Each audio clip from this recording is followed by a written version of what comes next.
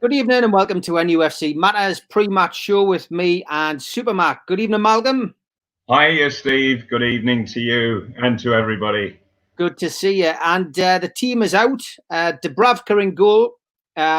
Defence, we've got Kraft, Fernandez, Lascelles, Manquillo.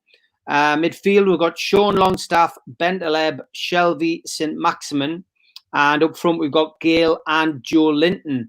On the bench, obviously, an increased number on the bench. We have Darlow, Shaw, Yedlin, Rose, Lazaro, Hayden, Ritchie, Almiron, and Carroll. And I think the glaringly obvious change there for me, and there is a couple, of course, but Joe Linton is back in the starting lineup and Andy Carroll's back on the bench. Well, what did he do wrong, Mal? Nothing at all. It's what everybody else did wrong, because he just had no support whatsoever, and he was literally thrown to the defensive walls of Man City. You know, he was 1 against 4, and there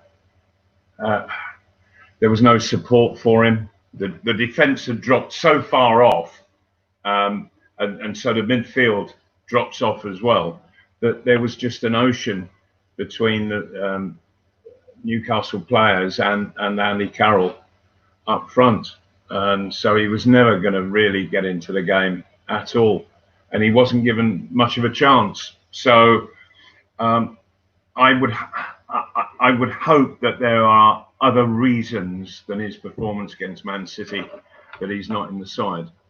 But I don't know. You know, I'm pleased to see Gale started along with Joe Linton. Who knows? Maybe that they can strike something up. I think that Gale needs to play, and he needs to get efforts on goal, on target. He in his head, he will be saying, I need to make up for that howler that I missed on Sunday against Man City. John Ball's put a comment out there, and I've got to be honest, he's took the words right out of my mouth. Surprised with Kraft being in the 11 and not Yedlin. Where's that one come from? He's obviously doing something in training. I mean, I heard Steve Bruce's press conference. He was questioned on Atsu and why Atsu was sitting in the stands, and Atsu can't make the 20. Kraft has, so it's bizarre. And Chicken Oriental says Gale misses a sitter, then gets a start. Where's the logic in that? Well, yeah, but what you've got to remember is that Gale is a goal scorer. Goal scorers miss. They have to miss more than they actually score, but by missing, goals will come. You know, that they can't take every chance, and so it's absolutely right that Gale is in the side. Yeah. You know, the fact is he got into that position to miss. Yeah. There's other players who aren't getting into those positions so that they don't miss.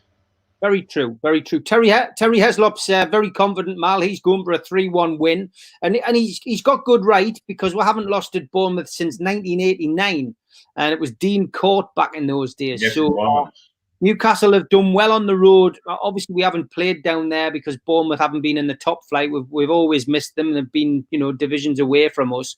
But we've had 2 draws and a victory down there, and it is a happy hunting ground. And with Bournemouth struggling as well. I mean, Callum Wilson, who is their top scorer this season, he's suspended. Josh King is doubtful. I'm not sure whether he is starting. They are missing players. Jordan Ibe and Ryan Fraser, of course, have both been released. Eddie Howe's side are completely, they're at a low ebb. They're struggling. Their side's winning. They are. They had a good start to the season. Yeah. And then all of a sudden just nosedived. Yeah. And it looks as if they're in one of those horrible, plummeting relegation battles. You see every now and again, and it's going to be interesting to see just how they're playing. Whether their confidence is completely shattered, and that might well be a cause for the loss of form. but it is a serious loss of form that they've had because they were playing some lovely stuff. Yeah. Chris Little says not much mobility in the centre midfield with Shelby and Bentaleb. Jonathan Young reckons Longstaff could be in the number 10 role tonight, which would be interesting. King is starting for them, says John McLennan. So King has made it. Peter Robson's also going for a 3-1 win, Malcolm. So, but yeah, the midfield, I mean, it's, you know, Richie's on the bench. He missed the FA Cup. Shelby now available. You know, does this stink a little bit that maybe people were rested for that FA Cup tie, and that you know, the rumours of Bruce putting the Bournemouth game more of a priority than the FA Cup game could be quite truthful, Mal? Well, perhaps, yeah. Certainly, survival in the Premiership is of the utmost importance. Yeah, that's just taken as read. Yeah, there are changes. I don't know whether people are just being rested by being put on the bench. You know, in terms of Hayden, for example. You know, that I'm not a Hayden lover, but a lot of people do rate him. Obviously, Steve Bruce does. Otherwise, he wouldn't have had the number of appearances that he's had this season. And so it seems, I don't know, maybe it's a question of just resting players up. I don't know. Yeah, in his press conference, Steve Bruce talked about possibly resting St. Maximin because, you know, he played that many games and, you know, you have to protect him because of the injuries. He's starting. I tell you what. Why not? Because he's young. He's an absolute flyer. But you look at the build on him, and he's not an easy man to hurt. He really isn't. And I think that at the age that he is, and the way that he's playing, you just want him to keep rolling on, doing it over and over and over again. Yeah. I mean, I've got to be honest with the Joe Linton thing. I'm not a fan of Joe Linton. I'm not a fan of Andy Carroll, as people know. But I prefer to see Carroll. You know, I think he's more of an impact player, and he comes on and changes the game. When Joe Linton came on, I just groaned when the substitution was made, because he's not going to change the game. He's not going to. We didn't have a chance of beating Man City, I don't think, to start with. There's nothing about Joe Linton to actually change a game, and particularly against Manchester City. Yeah. For heaven's sake. I just wondered whether it was more to not to overdo things for Andy Carroll. Possibly. Right. Okay. John Ball makes an interesting point again. He says, interesting, there is no Matty Longstaff in the squad. What do you make of that, Mal? Well, I think what people have got to remember is the contractual situation is no longer, because he ain't got a contract. His contract finished yesterday.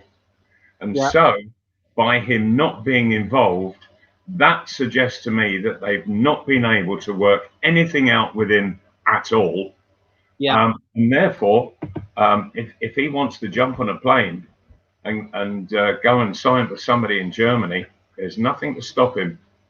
Yeah, exactly. Okay, Mal, I'm just going to go through a few of these comments, and I've got a couple of other things to ask you before we let people go about their business and get ready for the game.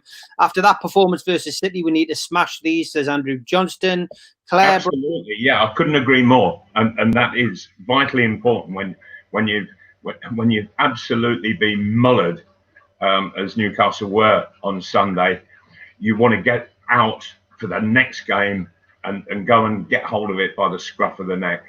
Yeah, Claire Brown says hopefully Carroll will get a decent play at some point. Mike Stewart talking about the Dwight Gale opportunity that was missed against City. He says, in fairness, that cross was whipped in at some speed for Gale. Jason Carter says the FA Cup should have been a priority unless Ashley is demanding we finish as high as possible for the prize money per place available. Well, of course he is. Ryan Sweeney says, I must admit, I'm really not looking forward to watching us. It's worse than watching paint dry. John McLennan says Matty has gone to the barbers. Yeah, he did look a little bit like Bart Simpson at the weekend. Chris Little says it's still too hot for Matty to be outdoors. There's some cruel people on this internet at times. Right, got to ask you about Richard Masters. The Premier League still taking their time on over what must be the longest takeover in football history, never mind Premier League history. Interesting line from the Telegraph, which Mark Douglas put out on the Chronicle website today. I'll just give you the quote, Mal.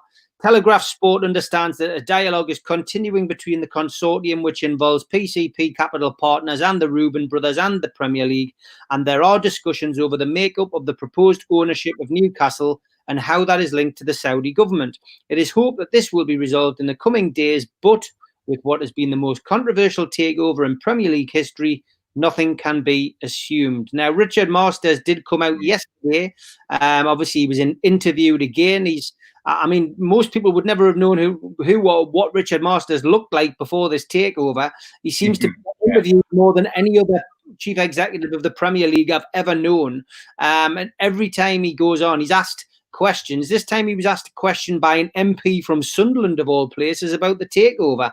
And again, we got absolutely nothing from him. More or less, you know, he was more or less bullied into answering the questions by this MP. And fair play to her, she did ask the questions.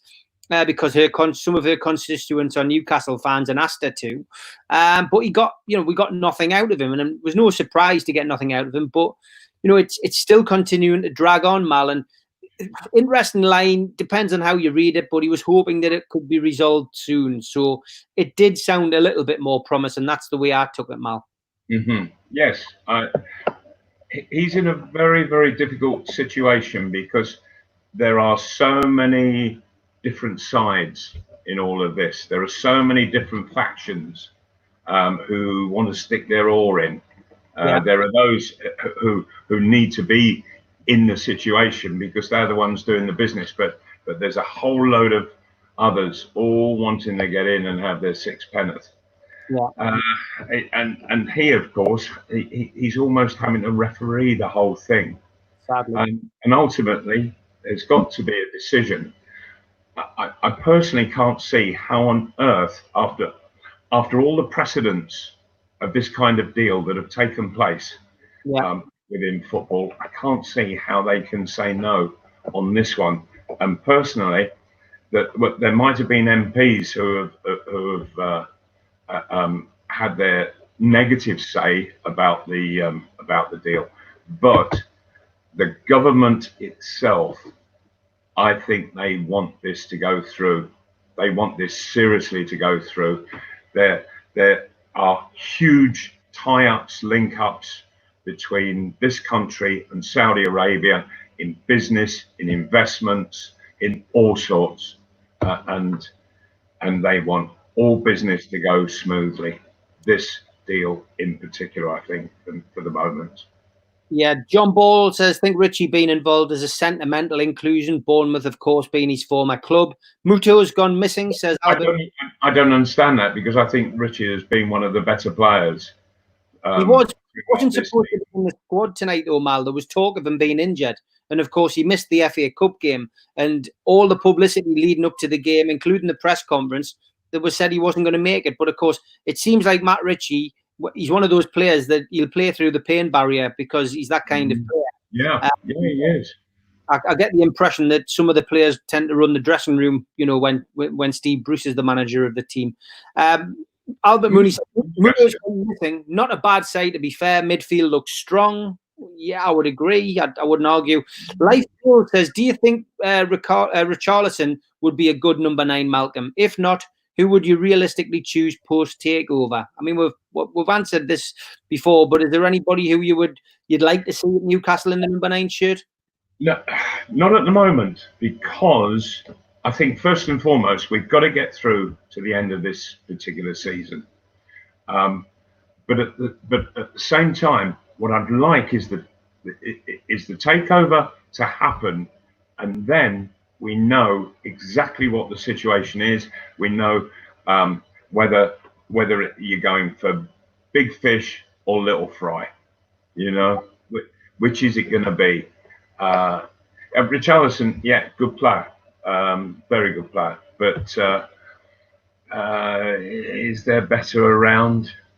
is there going to be a lot of money available for a centre forward? It would be nice if there is, because that really is the one thing that Newcastle United right now is lacking and probably need most of all. Yeah. Before we finish, Mal, Wigan gone into administration. Will that be the first team that we see go into administration, do you think, over the next few months? It's frightening when one goes in circumstances like this. Then an awful lot of others start to tumble as well. Yeah.